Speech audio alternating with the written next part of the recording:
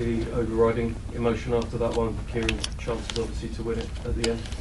Yeah, frustrated with the result. Frustrated to just get a point in the game. Of course, there was some ups and downs in the game, but I thought there were more positives than negatives, and certainly on chances created, we've done more than enough to win the game. So we're frustrated to only come out of it with a point. But we have to keep learning, improve, and take the lessons from it. We've conceded a poor goal, so we're disappointed with that. At a moment we've not really had to do any defending, and we're all back there as a team. So we're really disappointed with the goal. Reaction to the goal was really good. That's a big positive. Learned from previous lessons, sort of came together well as a group, got straight back into our football, kept cool head, scored a really good goal. So we get ourselves to half time in a decent position.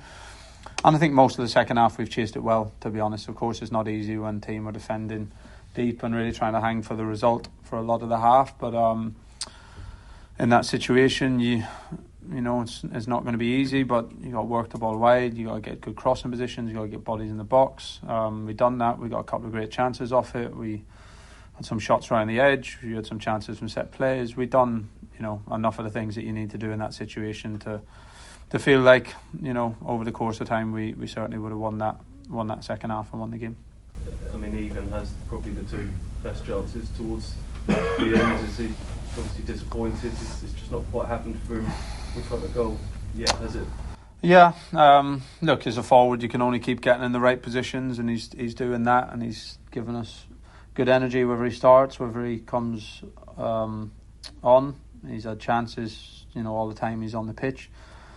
So yeah, if we're frustrated not to score, of course we're all frustrated we didn't take one of the chances, and probably got quite a few forwards in that category. Maybe can't quite believe how they've not scored yet. But I'm sure when the first goal goes in, to be honest, with quite a few of them on an individual level, when the first goal goes in, they'll feel a lot better, and our execution in terms of taking chances, being clinical, will go up. It's obvious to say, but you can see it with the boys on the left.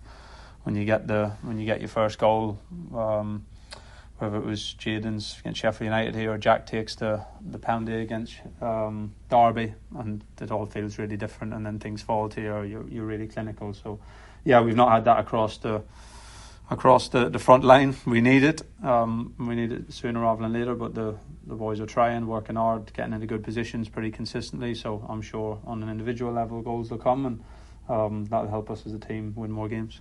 Thank you. Ta. What was the discussion between Azor and Jaden?